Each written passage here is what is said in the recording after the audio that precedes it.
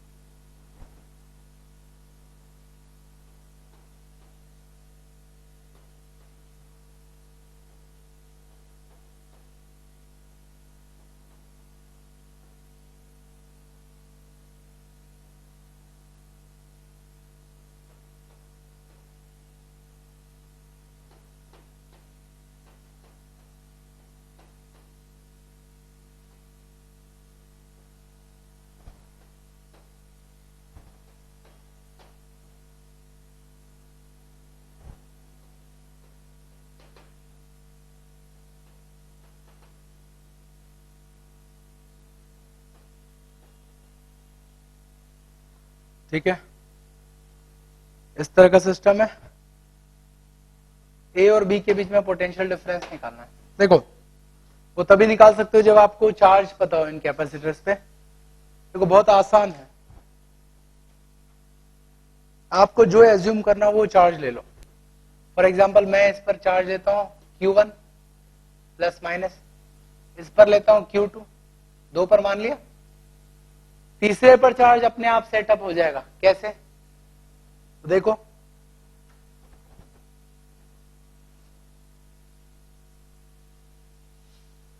क्या right side का reason isolated है?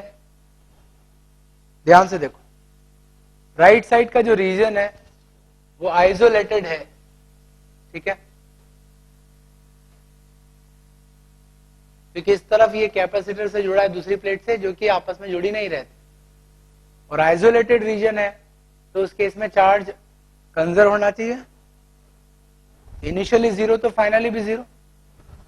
तो अब देखो, इन दो प्लेट पर मैंने चार्ज मान लिया -Q1 और -Q2, तो यहां पर कितना होना चाहिए? यहां पर होना चाहिए प्लस Q1 प्लस Q2, तभी टोटल जीरो रहेगा। और अगर इधर प्लस है तो इधर होना चाहिए माइनस। ठीक है,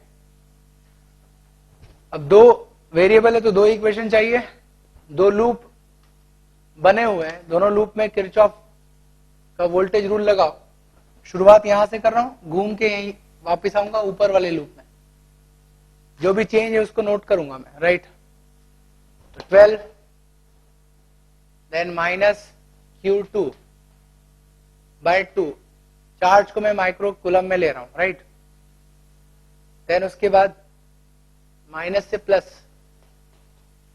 Q1 बाय 4, फिर -6 इज इक्वल टू 0। ठीक है, so Q1 by 4 minus Q2 by 2 is equal to -6। ठीक है,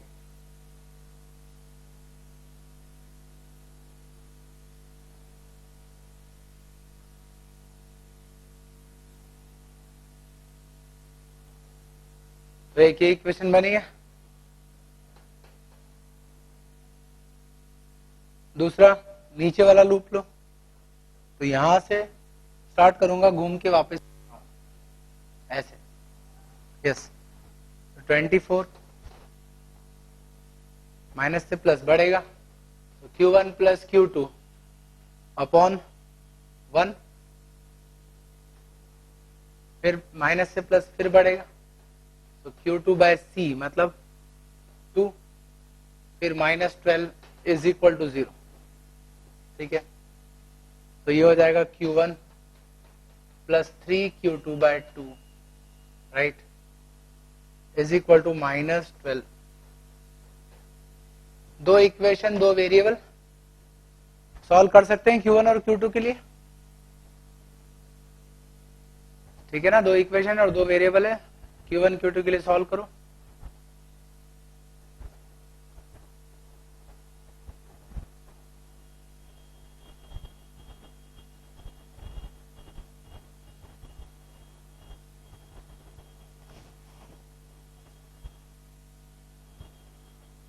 Q1 और Q2 की वैल्यू निकल जाएगी यहां से।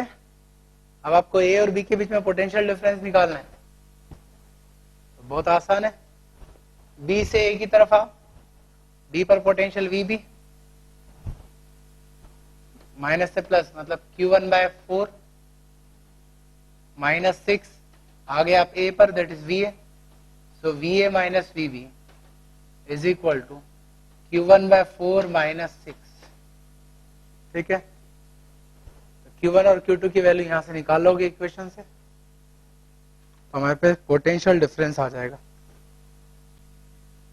ठीक है, 25 के बाद 26, अब एक एक करके। हाँ, 26 बहुत इंपॉर्टेंट क्वेश्चन है।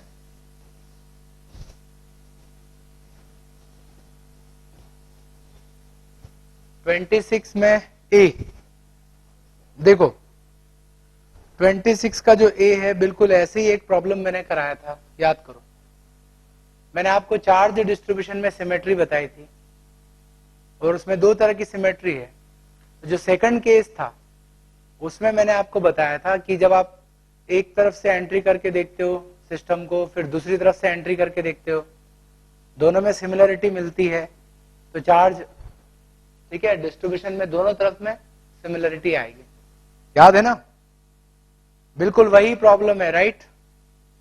मैंने C और 2C इस तरह से लिया था, यहाँ पे 1 और 3 के फॉर्म में दिया है, तो आप उसको कर सकते हो, राइट।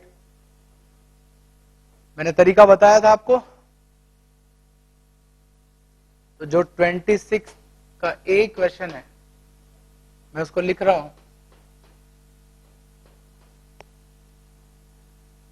अब इसको ट्राई करना।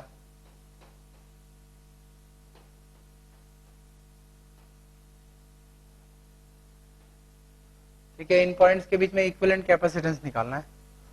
1 μF 3 3 1 और इधर है 4। क्या करेंगे, इसको बैटरी से कनेक्ट कर दो, पोटेंशियल V। देखो जरा चार्ज का डिस्ट्रीब्यूशन सिमेट्री है या नहीं। इस तरफ से एंटर करोगे आपको दिखेगा 1 3, सामने 1 के अपोजिट इधर 1, इधर 3।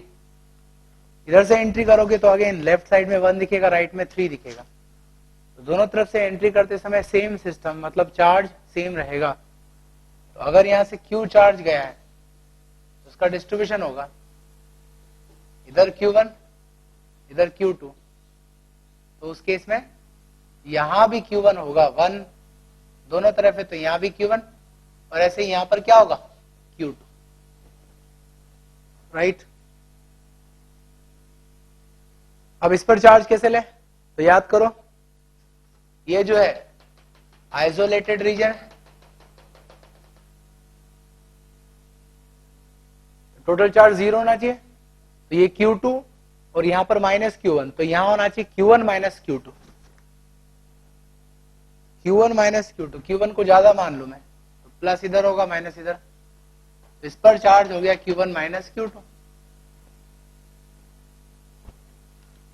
तो अब आपको Q और V का रेशियो निकालने के लिए इक्वेशंस बनानी होगी। चलो इसको देख ही लेते हैं, राइट। पहले बाहर से मैं देख सकता हूं Q = Q1 + Q2, यही चार्ज डिवाइड हुआ।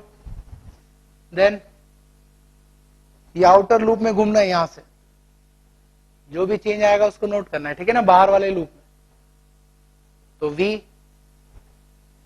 -Q1 / 1 फिर -Q2 / 3 = 0, ठीक है ना। Q1 + Q2/3 = V। देन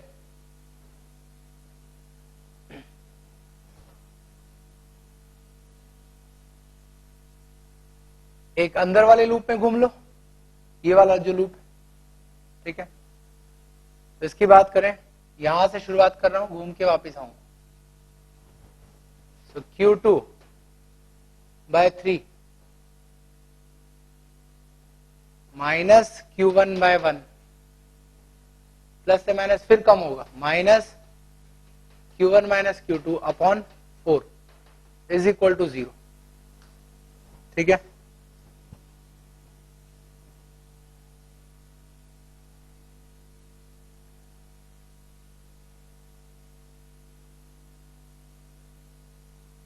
तो Q1 और Q2 में रिलेशन आ जाएगा। क्या होगा देखो, Q2 बाय 3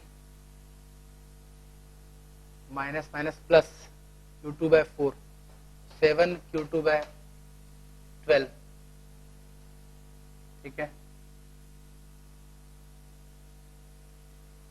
और ये हो जाएगा minus 5 by 4 Q1 is equal to 0। Right, तो Q2 हो जाएगा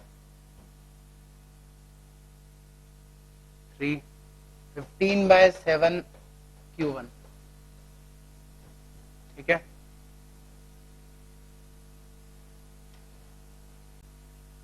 ठीक है,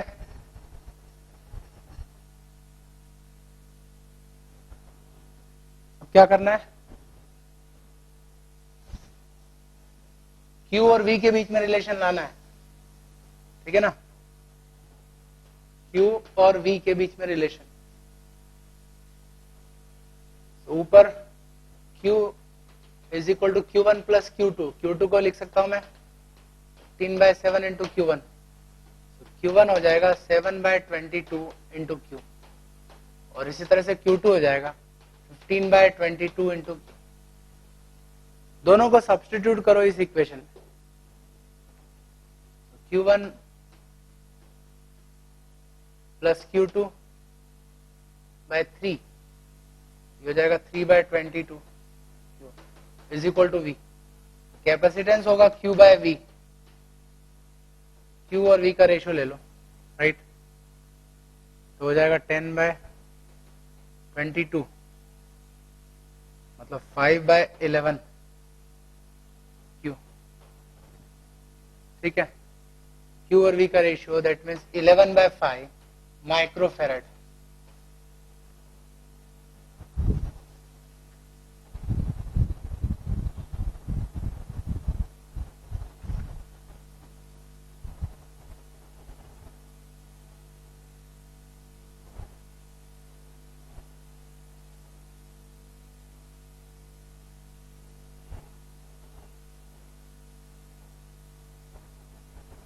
ठीक है,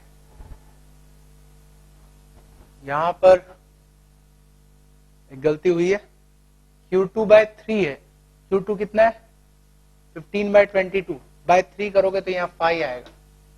राइट, तो उस बेसिस पे 12 मतलब ये 6 हो जाएगा और ये भी हो जाएगा 6, तो कैपेसिटेंस आ गया 11 बाय 6 माइक्रोफेरेड। ठीक है, तो चार्ज डिस्ट्रीब्यूशन में सिमेट्री थी, सिमेट्री के लॉजिक से हो जाएगा ये।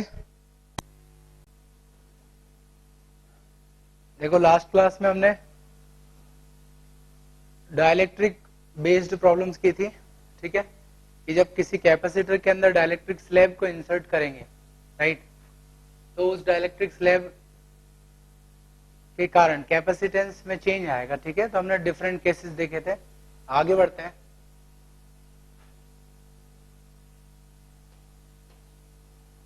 अब और कुछ टाइप के प्रॉब्लम्स हम आगे करेंगे solve.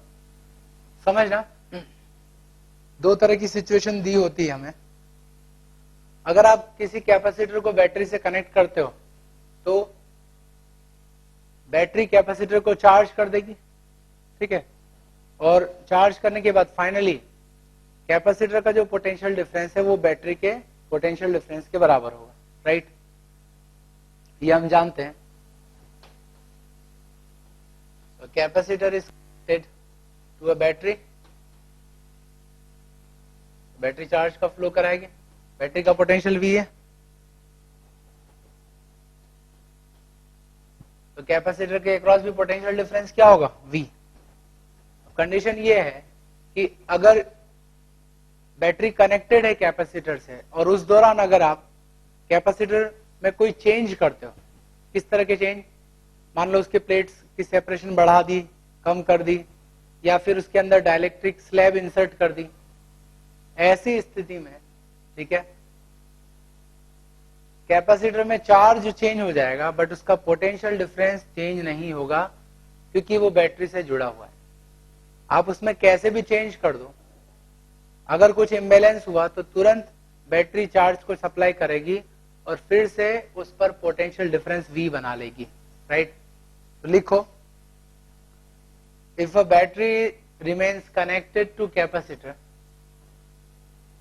if a battery remains connected to capacitor, then potential difference across capacitor remains constant. Potential difference across capacitor remains constant. ठीक है। अब दूसरी कंडीशन देखें कि एक कैपेसिटर को हमने चार्ज कर दिया और चार्ज करने के बाद बैटरी को हटा लिया वहां से, ठीक है। तो capacitor is first charge and after that it is disconnected from battery. इसके बाद कनेक्शन तोड़ने के बाद अगर आप कैपेसिटर में कोई चेंज लाते हो, सेपरेशन चेंज करते हो, डाइलेक्ट्रिक इंसर्ट करते हो, तब पोटेंशियल डिफरेंस कांस्टेंट नहीं रहेगा क्योंकि बैटरी नहीं है, बट चार्ज कंजर्व रहेगा बिकॉज आइसोलेटेड है। तो आइसोलेटेड रीजन के केस में चार्ज कंजर्व रहेगा। तो लिखो second condition, if a battery is charged, sorry, if a capacitor is charged by battery, capacitor is charged by battery and then battery is disconnected,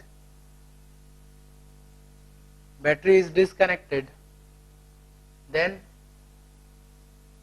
charge remains constant। तब capacitor का charge same रहेगा, ठीक है ना, unless कि आप बाहर से कोई चार्ज ऐड ना कर दो, अदरवाइज सेम रहेगा, ठीक। कुछ एग्जांपल्स लेते हैं।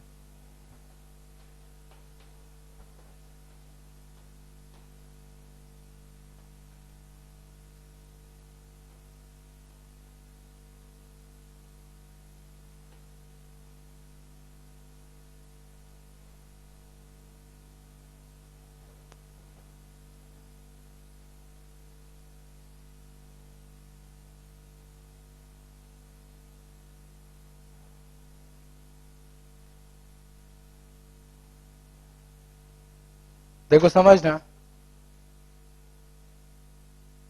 एक कैपेसिटर है, कैपेसिटेंस C, इसको बैटरी से कनेक्ट किया जिसका पोटेंशियल डिफरेंस C है, राइट। अब हमने क्या किया, अ dielectric slab is completely inserted inside capacitor. Dielectric slab है जिसका कांस्टेंट K है, तो dielectric slab is inserted and it completely fills the space in capacitor. It completely fills the space in capacitor. ठीक है, बैटरी कनेक्टेड है, तो आपको बताना है in this process how much extra charge is flown across battery। इस process में battery के अक्रॉस कितना एक्स्ट्रा चार्ज का फ्लो हुआ, राइट। सेकेंड आपको बताना है work done by battery during this process. जब आपने स्लैब को इंट्रोड्यूस किया कैपेसिटर में, तो इस दौरान बैटरी ने कितना वर्क किया, राइट। देन थर्ड आपको ये बताना है कि जो कैपेसिटर के अंदर इलेक्ट्रिक फील्ड है, इसकी वैल्यू चेंज होगी या नहीं होगी। Electric field inside capacitor constant रहेगा या चेंज होगा बताना है, राइट। क्या होगा इसमें, जब डाइलेक्ट्रिक स्लैब इंसर्ट करोगे तो कैपेसिटेंस चेंज हो जाएगा, ठीक है। मैंने बताया था आपको, जब फुल्ली इंसर्ट करते हैं डाइलेक्ट्रिक को तो उस केस में कैपेसिटेंस K टाइम्स बढ़ जाएगा, ठीक है। जो अब नया कैपेसिटर है इसका कैपेसिटेंस होना चाहिए Kc, बैटरी वही है, तो होगा क्या, देखो शुरुआत में कितना चार्ज है, शुरुआत का चार्ज मैं क्यू ले रहा हूं, क्यू इक्वल टू सीवी। जैसे आपने इंसर्ट किया, मान लो अभी भी क्यू चार्ज ही है यहाँ, राइट। चार्ज क्यू है, कैपेसिटेंस के सी हो गया, मतलब पोटेंशियल डिफरेंस हो जाएगा क्यू बाई के सी, क्यू इज सीवी, तो पोटेंशियल डिफरेंस वी बाई के हो गया। जबकि बैटरी का पोटेंशियल वी है, तो बैटरी तब तक चार्ज सप्लाई करती जब तक पोटेंशियल सेम ना हो जाए। तो पोटेंशियल कम है तो पोटेंशियल को बढ़ाने के लिए और फर्दर चार्ज को सप्लाई करेगी, ठीक है। और तब तक सप्लाई होगा जब तक अगेन उसका पोटेंशियल डिफरेंस V ना हो जाए। तो अगर V हो गया तो फाइनल चार्ज इसका Q डैश ले रहा हूं मैं, that is equal to K CV। मतलब कितना एक्स्ट्रा चार्ज सप्लाई किया, K माइनस 1 CV, ठीक है। बैटरी के क्रॉस फ्लो हुआ है तो वर्क डन कितना होगा, charge into potential difference K minus 1 CV square, इतना वर्क किया है बैटरी ने, ठीक है। और क्या पूछा है, इलेक्ट्रिक फील्ड इनसाइड। अब उसकी बात करें। देखो हमको ऐसा लगता है कि डाइलेक्ट्रिक रखने के कारण फील्ड कम हो जाएगा, बट ऐसा नहीं है। डाइलेक्ट्रिक रखा है तो चार्ज बढ़ा भी है, ठीक है। तो इलेक्ट्रिक फील्ड में कोई चेंज नहीं आएगा। पहला लॉजिक, पोटेंशियल डिफरेंस V है और इनके बीच की सेपरेशन D है, तो electric field is V by D, V equal to ED होता है, तो V by D. V constant है और D कांस्टेंट है, इलेक्ट्रिक फील्ड सेम रहेगा। तो जब आप डाइलेक्ट्रिक इंसर्ट करोगे तो K टाइम्स चार्ज बढ़ भी जाएगा, K टाइम्स बढ़ा चार्ज और फील्ड K टाइम्स कम हो जाएगी, तो रिजल्ट मिलेगा कि इलेक्ट्रिक फील्ड जो है, net electric field, that remains conserved. तो इलेक्ट्रिक फील्ड में कोई चेंज नहीं आएगा यहाँ, राइट।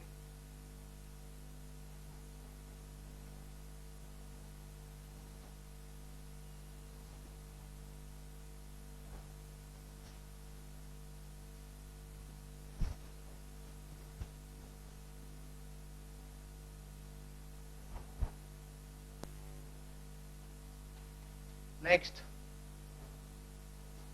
एक कैपेसिटर है जिसको हमने चार्ज कर दिया। हाँ,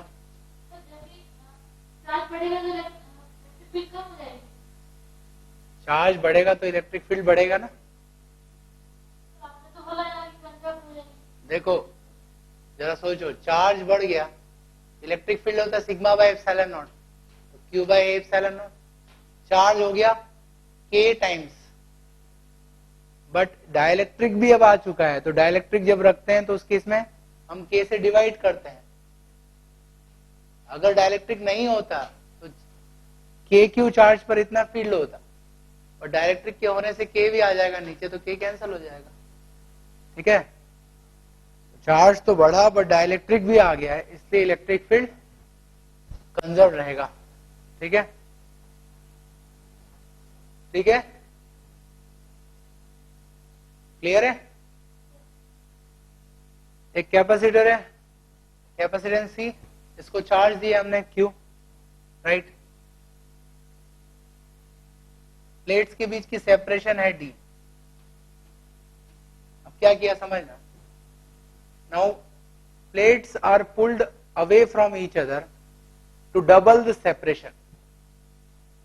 plates are pulled away to double the separation, separation को डबल कर दिया आप, ठीक है। तो आपको बताना है, right, if initial electric field is E naught, तो फाइनल इलेक्ट्रिक फील्ड क्या होगा, ठीक है। Then what is work done,